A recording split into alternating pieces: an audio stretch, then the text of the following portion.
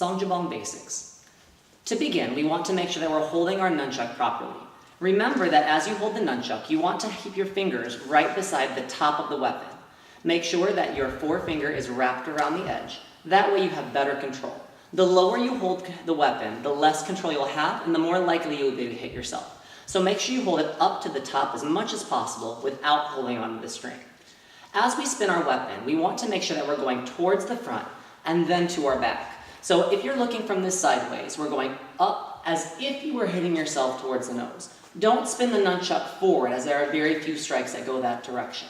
Our goal is to hold it again at the back, spin it in a circular motion behind, and then getting rid of the arm to use just the wrist and then just the nunchuck.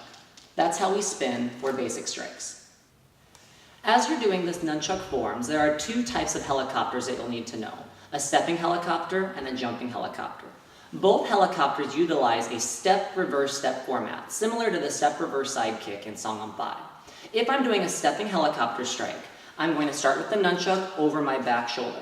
Instead of performing a step-reverse side kick like you would in your form, I'm going to step and then reverse step back to the front.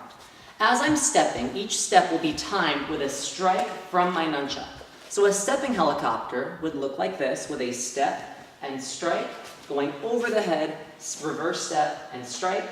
A jumping helicopter would do the same thing, except lifting with the strike, jumping with the second strike, landing a jumping helicopter. Remember to always finish with the triangle. Within the nunchuck forms, there are 3 difficult moves that you'll want to practice a little bit extra at home. The first is a switch from side to side. As I hold the nunchuck in my right hand and put it over my shoulder, when I switch, I want to use my opposite hand and stretch it across my belly until it grabs my nunchuck under my armpit. Remember not to grab behind your back, but across your belly. From here, the top hand is going to let go as the bottom hand pulls down and up. This process can repeat from side to switch with or without a circle back. It doesn't matter.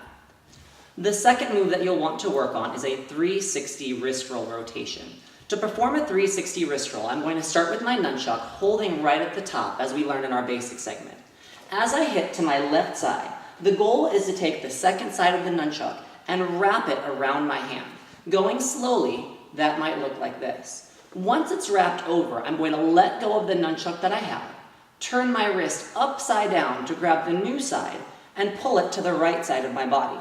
As you switch from your left to right side, you'll notice that your nunchuck is upside down. We call this reverse grip or thumbs up grip. That is perfectly normal. Please do not adjust your weapon ever with your fingers. Keep it in the reverse grip that it ended up in. From here, to go back to the other side, all I have to do is unwind my motion. I'm going back over top of my hand, letting go, grabbing the original side, and striking back to my left. Going slow. That will look like this, which is perfectly fine as you're learning.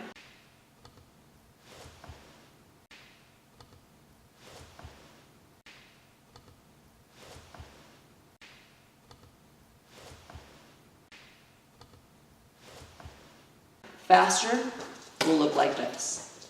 That's called a 360 wrist roll. The third move that we need to learn is a lasso strike. The actual movements are not hard, but it's important to make sure you know when to use your right hand and your left hand. When performing a right lasso strike, I'm going to start the nunchucks in my right hand. They're going to hit across my body to the left side, and then behind my back to the left side as well, going 1 and 2.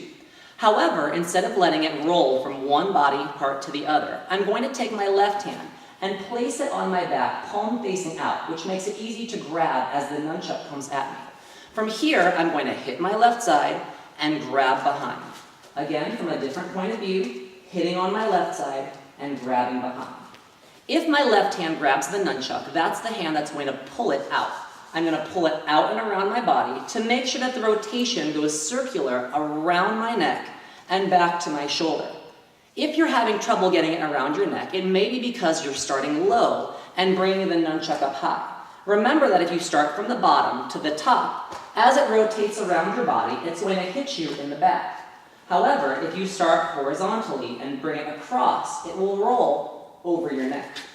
Once you've gotten the nunchuck around your neck, take your right hand, Grab the other side, pull it down and back, just like you would for a triangle strike when you hit across, down, and up. Altogether, the lasso strike looks like hit, catch behind, lift with the left, around your neck, catch with the right, and pull down and up. Going fast for a lasso strike.